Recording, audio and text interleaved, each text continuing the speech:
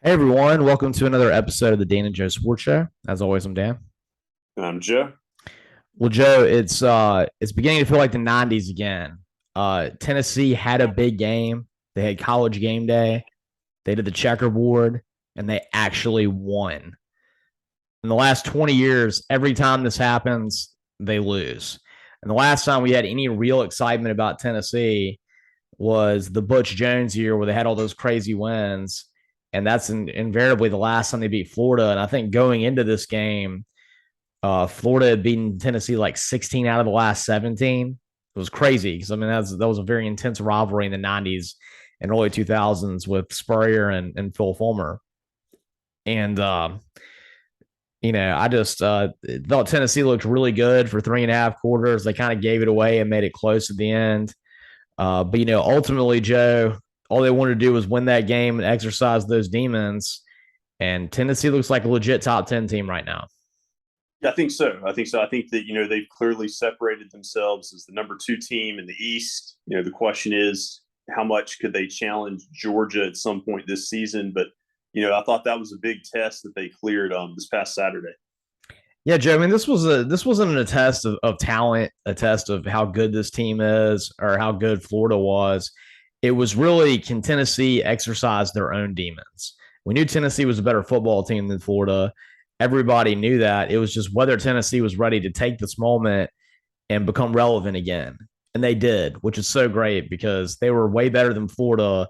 But that's a very big mentally taxing thing. Sometimes, and we'll talk about this later in the show when we talk about Kansas State and Oklahoma, when a team's in your head, they just have you. Yeah, that's very much the case here. And we've seen Florida kind of have that against Kentucky in previous years too, and now Kentucky suddenly has kind of exercised a lot of those demons with that rivalry. And Tennessee, big win for them. I think just mentally, and I continue to be impressed with Hooker. I think he's one of the better quarterbacks in the country. And Joe, I keep trying to think about like who he reminds me of because he's such a tough player. He gets those yards when you really need him to by using his legs. He's got an incredible interception to touchdown ratio. I think last year he was 31 TDs to 2 interceptions. And this year, I don't think he's thrown a single interception yet. And this game, he went for over 300 yards passing. I think he had 112 yards rushing in a touchdown, too. And I think that was, I think going in early in the season after the Utah game, everybody really just over exaggerated how good Florida was. They made that snap judgment. I think people also made a snap judgment on how good Utah was based on the fact that they almost beat Ohio State's fifth string. That wasn't really that much of an accomplishment when you go back and think about it. Um, but where I was going with that was, everyone was anointing Anthony Richardson as a possible Heisman Trophy candidate after that first week where they beat Florida, where they beat Utah. Really, and going into this game, if you would have thought there would be a Heisman Trophy candidate, it would have been Anthony Richardson. Really, Hendon Hooker is someone who should be a Heisman Trophy candidate right now. He's got this Tennessee team on his back. They've got a lot of talent. They've got some good receivers, Cedric Tillman, but their defense is pretty porous. And for them to, keep staying at the top of the SEC East, have any kind of chance at being in a New Year's Six bowl or, definitely if they want to even consider the college football playoff, their defense is going to have to improve substantially. But in the meantime, Hendon Hooker is going to have to put that team on his back week in, week out. Yeah, he really does. And, it's going to be interesting when he takes on, some of these teams like Alabama and Georgia. You'll see that kind of matchup against Young and against Bennett. But you're right. The defense has got to help him out because he can't do it all. That's right, Joe. I do want to have some complaints about college game day, though. One, had we known that Tennessee was going to be this good, I really wish they would have waited and had game day for Alabama coming in because this may be the best chance in any recent memory that I can think of that Tennessee has to beat Alabama this year. And two, if you were going to do game day, I had no idea who their college game day selection was. I mean, this was just a huge moment for Tennessee. Tennessee's back to being relevant. The fans care again. Even in Mobile, Joe, I feel like I'm seeing Tennessee fans everywhere. I didn't even know we had Tennessee fans down here, but I'm seeing them everywhere. I think when I went to go play tennis the other night, I saw like 4 different people wearing Tennessee hats. It was crazy.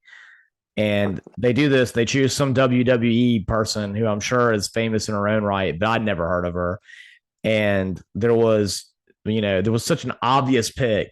You got to do Morgan Wallen. He's the number one country singer in America, in the world right now. He's the biggest Tennessee fan. He has songs about being a Tennessee fan. And I'm sure, he's had so many accomplishments. The only accomplishment I can think of that Morgan Wallen doesn't have is that he's never been a college game day picker. I just don't even understand how you couldn't have made that selection. Yeah, that is surprising. I wonder if they could still have game day with the Tennessee game. Like, how many weeks out? Is it far enough out where they could still host game day twice in one season? I believe that usually the Alabama Tennessee game, I think is the first week in November. They have a day for it. The third weekend in October. The third weekend in October. So what, we got 3 weeks from now. I don't know. Can they do game day at the same place multiple times in a year? I can't even remember if they do that or not. I know you can have the same team with game day twice. Yeah, I'm not sure at the same location. Because I remember in 2019, Auburn was on game day twice because one was the Auburn-Oregon game at a neutral site, and the other one was the Auburn-Florida game in Gainesville. But, it wasn't like it was at Auburn twice, Right. Yeah, so, I don't know about that. Yeah, so I kind of feel like maybe they, got a little overexcited and did that too early. And like I said, they whiffed on the celebrity picker because could have Morgan Wallen, could have Kelsey Ballerini, also a huge country singer right now who loves her some Tennessee. I just didn't really understand it. Right. That is questionable. Joe, things that I also don't understand is Texas is back. Everyone jumps to that conclusion. Everyone was feeling it during Alabama. They lost this game where they epically blew a game they had in hand, and everyone was celebrating like Texas won. I mean, I even heard the Steve Sarkisian talking about rat poison, and people talking about how good they are off a game they lost. And everyone was just anointing Texas as, look, they're ready to be in the SEC. Don't worry about it. Sarkisian's got it in hand. And, Joe, I can't say how much joy I took watching them lose at Texas Tech last week, and just further showing that you and I are probably right about Steve Sarkisian. Yeah, unfortunately for Texas, you just can't overhype anything that happens right now with the football program. And, I know Texas Tech's a team, that pulled off an upset a few weeks ago against Houston, but you still felt like for the barometer of the Texas program, they would win this game. And so definitely, a big setback for their ascension. Oh, absolutely. I mean, Texas Tech, I think they've got a fan base that cares, and they really do care when they play Texas. But, with Steve Sarkisian trying to show this huge jump and how, he's worthy of players like Arch Manning coming there, he's the man to bring Texas back. The man that brings Texas back doesn't go to Texas Tech and lose when it's not Michael Crabtree on the other side. I mean, this is not the Texas Tech team that they lost to in 2008 when Texas Tech went to the Orange Bowl, I think, and only lost one game. This is I think Joey McGuire's in his first year at Texas Tech, and he's doing a good job. I mean, I think they've only lost one game, but this was a game that Texas had no business losing. Well, you would think that if Texas is back after that Alabama loss, they would win like 10 games this year. Mm-hmm. That's right, Joe. But, I think there's got to be a lot of just joy right now for Big 12 fans in general because – you got stabbed in the back by Texas and Oklahoma. Not only are they leaving your conference, they're also just crippling your conference financially. They're basically walking away, taking away. I mean, Joe, would I be wrong to say a third of the revenue of the Big 12 is walking out of the door right now? I think that's pretty fair with those two powerhouses. They're never going to get as much money on the TV deals. And there's got to be a little bit of cathartic satisfaction for Texas Tech beating Texas right there. And Kansas State for the third time in 4 years, taking down Boomer Sooner and beating Oklahoma again. I'll be honest, Joe, I thought about this in the back of my mind when I saw this game. I was like, well, I mean, Kansas State's kind of had them lately, but I didn't actually think that I could see Adrian Martinez beat Oklahoma. Yeah, that was surprising. And I sometimes forget that he's at Kansas State. I keep thinking about him being at Nebraska because he was there for 4 years, and I guess this is his fifth year now with the extra year he got of eligibility. But yeah, I mean, I really thought that coming off the Nebraska game that Oklahoma's offense really was going to steamroll, and I thought they had a chance to kind of continue that momentum. But here, they hit a hiccup. Yeah, I mean, Adrian Martinez had an excellent game. I mean, he had a ridiculous rush later in that game that ended up being a big deal. And, Kansas State, they looked like a team that was legit for a while. And then they dropped an inexplicable game to Tulane. Great recovery for them to win this game. Yeah, really surprising when you think about that factor. Mm-hmm. I think they've got one of the best coaching hires there is. I'm actually still shocked they were able to get the coach that they did, Chris Kleinman, out of North Dakota State, and that he went to Kansas State, because I feel like he could have had any job option he wanted to. Everybody knows what North Dakota State did, and if I were Kansas State, I'd be working on that extension like right now. Yeah, as much yeah, money as you can possibly throw at him. He didn't take a lot of jobs. Previously you would have thought would have been better jobs. It's kind of interesting that he went to Kansas State. That's right. And Joe, I mean, sad week for a lot of people joining the SEC, and an even sadder week for someone who formerly was in the SEC, and that's Georgia Tech. They fired Jeff Collins, they fired their athletic director, and I'm surprised that this Jeff Collins marriage ended so fast. I think they're doing the right thing by firing him, but I'm surprised he didn't have as much success as he was going to have. Jeff Collins was a former defensive coordinator at Florida, a very good one, actually. I think they had some good defenses while he was there. He's known to be a very heavy recruiter. He played football at Georgia Tech, coached there a couple times. It seemed like a really smart coaching hire when they got him. And now, I mean, he wasn't even halfway through his third year. I think he had something like a 2-16 record in the ACC. And, the biggest accomplishment they had this year is they were only losing by a touchdown to Clemson at halftime, but they were completely terrible, especially on offense. They didn't even score a point against Ole Miss. They lost 42-0. It's sad to see the state of the Yellow Jacket football program right now. Yeah, it really is. I think that one thing that's been hard for them and hard for Collins is that, they were trying to kind of rebuild their offensive identity after all the years, of running the triple option and trying, to recruit the type of players the last 2 or 3 years that could actually, run a 2022 offense. And so I knew it was going to take some time. So I thought they might give Collins, a little bit more time. But I think at this point, you're probably going to see Georgia Tech go out and hire an offensive-minded head coach. Yeah, Joe, I'm hearing a lot of people say that they really want Deion Sanders to be Georgia Tech's coach.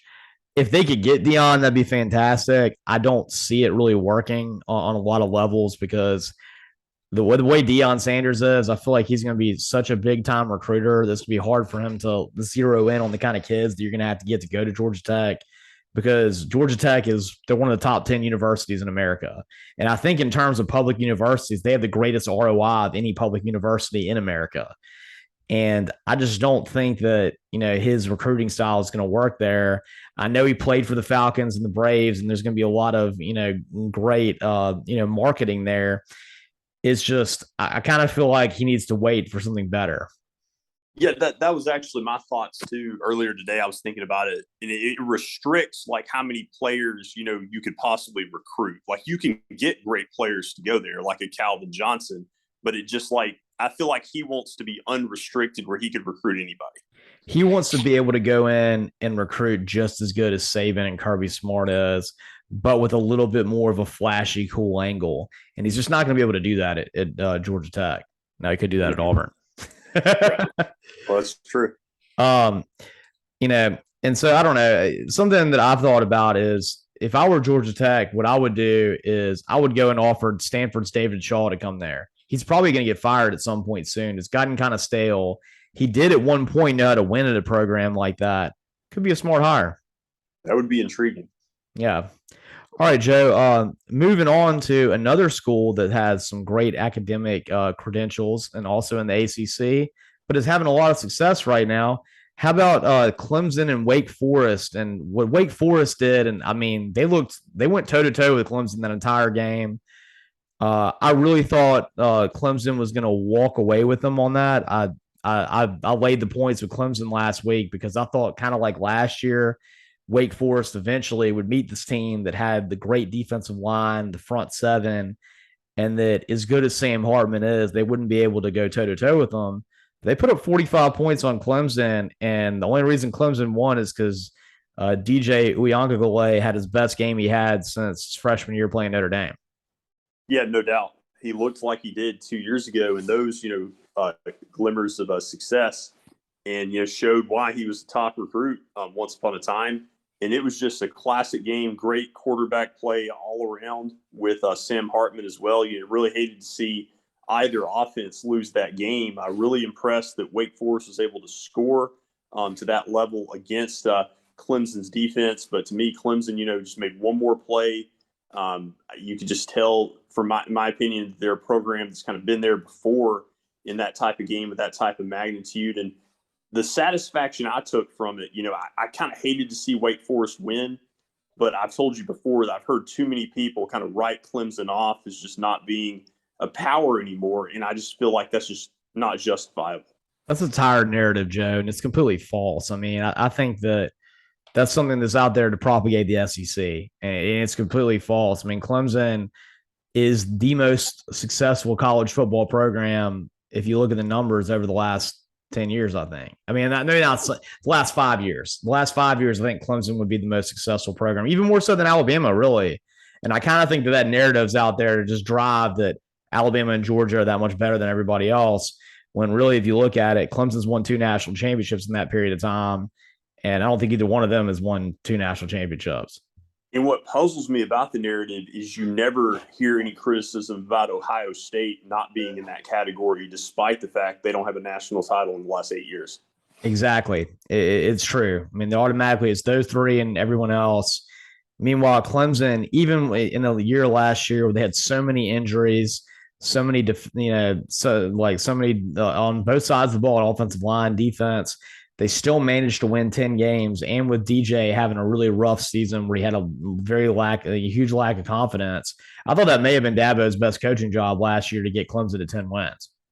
It really was. And now it's going to be interesting to see how, they move to the next big test against NC State next week. That's right, Joe. We're going to talk about that in a later segment. I did want to mention, though, and for all of you bettors out there, what a bad beat that Clemson-Wake Forest game was if you were laying the points with the Tigers, because, once that game got so tight, you suddenly realized it's 7.5 points, that the only way Clemson could cover is if you went to overtime. And then, in fact, it made it to second overtime where you had to go for 2, and Clemson got the 2-point conversion and stopped Wake Forest from scoring. Well, Clemson got the touchdown on that amazing throw by DJ into double coverage with the tight end, caught it. Really clutch play. But then the 2-point conversion, I don't know what. DJ had this perfect game, and all of a sudden he throws this really low shot that's easily batted down by the defensive lineman. And at that point, I was like, well, I hope Wake Forest wins because I can't win my bet anymore. So go Wake Forest, And then, of course, Wake Forest doesn't win either. And that was a tough loss for me, Joe. Yeah, no, I could definitely see that. It was tough on Wake Forest for sure. That's right, Joe. One thing I do want to give a little shout out. I think that earlier in the season, I haven't been a huge Arkansas fan. I've always, I like Sam Pittman a lot, but I never really actually viewed in my mind Arkansas as a legitimate top 10 team. I haven't. And when they beat Cincinnati early in the season, I thought Cincinnati, I kind of wrote them off in my mind as being someone that, they had a good season last year, but they're a flash in the pan, and I don't need to think about them anymore. And I thought that Indiana would beat them straight up last week because I'm a big believer in Tom Allen. I think he's done a great job at a place that really hasn't ever had football success. And hats off to Cincinnati. They went out and beat Indiana by 3 touchdowns last week, and I couldn't believe that. They lost their game against Arkansas. It was close from about 1 touchdown. This is not going to be a Cincinnati team that makes it back to the college football playoff, but they're good enough that maybe if they keep winning, maybe they have an outside chance and maybe make a New Year's Six bowl. We'll see. Yeah, you got to credit them, losing that Arkansas game, eliminating basically themselves from, after week 1 from the playoff after what happened last year, for them to still rise up, I think says a lot. That's right, Joe. And let's talk about that Arkansas team. This is the best bunch that Arkansas has had since Bobby Petrino was there. I mean, I think Bobby Petrino, he had a team, and I want to say it was in 2011, that was in the top 5 because that was the year that Alabama and LSU were so good. But if a lot of people remember, Arkansas was right up there with them too. That was a very excellent football team. And I think Yeah. Arkansas played toe to toe pretty good with both Bama and LSU that year. And Mm-hmm. this is the best team that Arkansas has had since then. So we're talking 11 years at this point. And, what a gut wrenching loss right there. I mean, they were better than A&M in every facet of that game. But you talked about it with Clemson, right? They had been there before in these big games and knew how to make the plays. Well, what you saw in that game is Jimbo Fisher has been in dogfights in games that matter over and over again, and he just finds a way to win. It drives my dad crazy. He hates Jimbo Fisher. It's funny. Like he loses his mind like every time he sees him do something. But Jimbo's got a little bit of that luck, and he knows how to coach his players in tight games. And Arkansas showed me in that with the play of KJ Jefferson, where he fumbles it when they have first and goal at the 3, and he, for some inexplicable reason, tries to jump over the line of scrimmage from the 3-yard line to score a touchdown. Fumble return for 97 yards and a touchdown. And of course, the field goal, which I'll let you get into in a little bit, that Arkansas wasn't ready for the big time, and they're not going to be this season because you can't be a legit top 10 team and lose a game like that. Yeah, and then the worst luck of the schedule is having Alabama the very next week, and so kind of like everything's over before it begins. You're probably going to presumably lose 2 in a row, and it may kind of snowball from there. And so that's unfortunate. Like you said, just a gut wrenching loss. Just Jimbo Fisher, like you said, he has a knack for being able to pull this kind of thing off. Also, it seems like when you're playing his coached teams, it doesn't matter if you get off to a hot start. Like he's going to figure things out, almost like a boxing match. Like he's going to kind of fill the opponent out and make adjustments. That always just kind of frustrated me about facing him as well. Regardless of who I'm rooting for. And so, yeah, I mean, just a crazy game though. Arkansas still had a great chance to win, and just unbelievable. We saw the unbelievable with the fumble that was returned for the touchdown, and then we saw the unbelievable with the missed field goal, sadly as well. Joe, have you heard what this missed field goal is being called? I have not. What is it? It's being called the oink. Mm. What's even more improbable about this is, I think due to Jerry Jones, it's been demanded that this game be played in Jerry World every year. Of course, Jerry Jones is probably the most famous Arkansas football player, I think. If you think about everything that he's done, he played on the last national championship team for Arkansas back in 1969 under Frank Broyles. The man's a hog through and through. He demands they play in the Dallas Cowboys Stadium every year, so that's why they put it in there. Of course, I've seen a game there. It's an excellent place to play. But in this instance, he actually cost his team the game because the goalposts at Jerry World and in NFL stadiums in general, I think are a couple feet taller than what you have in college football stadiums. And this field goal hit the very top of that goalpost, shot straight up in the air, and then landed short. On any regular NCAA field goal, that would have gone above the upright on the inside, and they would have said Arkansas made it. Oh, wow. I did not think about that. That's quite the shock there. Yeah, so talk about some weird irony there. I'm going to guess that, Joe, after that game, Sam Pittman had himself more than one old cold beer, and he might have done some old cold malt liquor because that was just a rough one. Yeah, because, I mean, last year, they were in one of these games, where they were kind of hyped up and they, get blown out by Georgia. Like, I would rather get blown out by like that, than lose a game like this where everything, looks like it's right there. You feel like you made more mistakes than the other team, beat you. Well, and Joe, the worst part about it is, the field goal is rough, but the fumble is the worst one to me because I think they were ahead 14-7 at that point. You got first and goal at the 3. If you punch it in and get up by 21-7, A&M's offense is very poor. I mean, they're among the worst offenses in the SEC. Max Johnson has improved their quarterback play to where it's serviceable, but still they are not dynamic in any way. And of course, when they lost Aniyah Smith, it was even worse. And that was just a reach. I mean, we'll talk about this in the game next. It's always a bad idea to reach out the ball when you don't have to. Mm-hmm. Yeah, first down, that's definitely a no-no.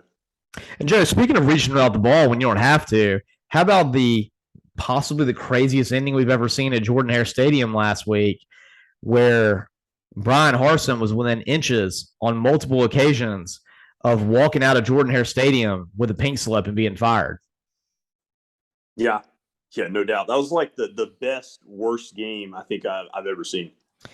Yeah, Joe, there was nothing that could be said about that game about it being good football. There was nothing fundamentally sound about it. It was not well played, but man, I don't think I've ever seen such an epic choke job on so many different plays at the end by one team. And the crazy thing about it, though, Joe, as someone that's an Auburn fan and a lifelong Auburn fan, I kind of kept expecting that we would win. I wasn't happy about what was happening, but I kept expecting the other shoe to drop from Missouri and for them to screw up like they did. Yeah, I'll tell you, eerily, the 26-yard field goal that was missed, I kind of in the back of my mind expected that. I didn't feel good about it for Missouri when he was going up there to kick it for some reason. But what shocked me was, of course, the fumble at the end. Like, I thought at that point Missouri was either going to score the touchdown or I thought that they were going to wisely get down and then live to see another play. Well, Joe, it was a comedy of errors because it began with what I thought was coaching malpractice by Bryan Harsin on 4th and 1 to do a slow developing run with Tank up the middle when his offensive line couldn't block Missouri. Missouri was getting penetration every single play. And even though Carlson had missed a field goal earlier, you got a tie football game. Take your points right there. I mean, you got a kicker that's in his 6th year. You have to trust him to make that kick. And I thought that was a very poor decision. And I thought if you were going to go for it, you should just run up the middle with Robbie Ashford. So there you go. Harsin gifts that to Arkansas. They get this great pass play that was one of the best catches all day. And this was actually good football, what the guy did. I mean, he caught it, back shoulder throw, very good, secured it, got the butt, got the leg down. That would have been a catch in the NFL. And instead, I mean, there's a minute and 20 seconds left at that point. I know that Eli Drinkwitz's kicker, Mevis, I think he was something like 80 of 80 on extra points, had never missed a kick inside of 50 yards. He chose to kneel it out and set up that field goal and not even try to run it in. When Missouri had actually had a decent amount of success running the football. And so then they panned to this guy, and Joe, you could just feel them like setting up this kicker for failure. They're like, this guy, second team All American. He's never missed a field goal at this distance. He's never missed an extra point. And he's like, he doesn't even have to warm up on kicks. In fact, he never warms up. And I was like, oh man, this guy's no prayer at making this. And then it sails wide. And then it gets worse. Okay, now you go into overtime, and it looks like on the third play, on 3rd down, Missouri picks it off. But lo and behold, the guy dropped it and used the ground to trap it. So there we go. That's number 2 right there. Auburn, Daniel Carlson at this point has missed 1 field goal, but actually he missed 2 because they jumped off sides, gave him a second chance, and he missed it. Now he gets up there for a field goal. He misses it again, and what's just an awful shank. I mean, it's not even close. But Missouri jumps off sides again, and he gets another chance. And then Carlson makes it. So now Auburn's up by 3. And, then 2 plays later, the running back, Pead, breaks it off. He's about to go in the end zone, but he doesn't really have to. And he just reaches the ball out when he could have just gone down to the 2-yard line without any problem. And I think it's like he tries to switch hands for some unknown reason. I don't know why. There wasn't even anybody really there. And he just drops it at about the half-yard line. And I remember I was watching it. I was in the car watching it. And when I first saw it, I was like, I think he might have been short right there. And I was like, it's like yelling. I was like, recovered in the back of the end zone. The Auburn guy recovered. And by the time I saw the second angle, I was like, wow, he really just dropped this ball and we won. Yeah, I mean, I don't think, when you play it back out like that, I don't know if I've ever seen a team with that many, just plays where you just kind of gave the game away, like in Four plays. consecutive fashion, like that late in the game.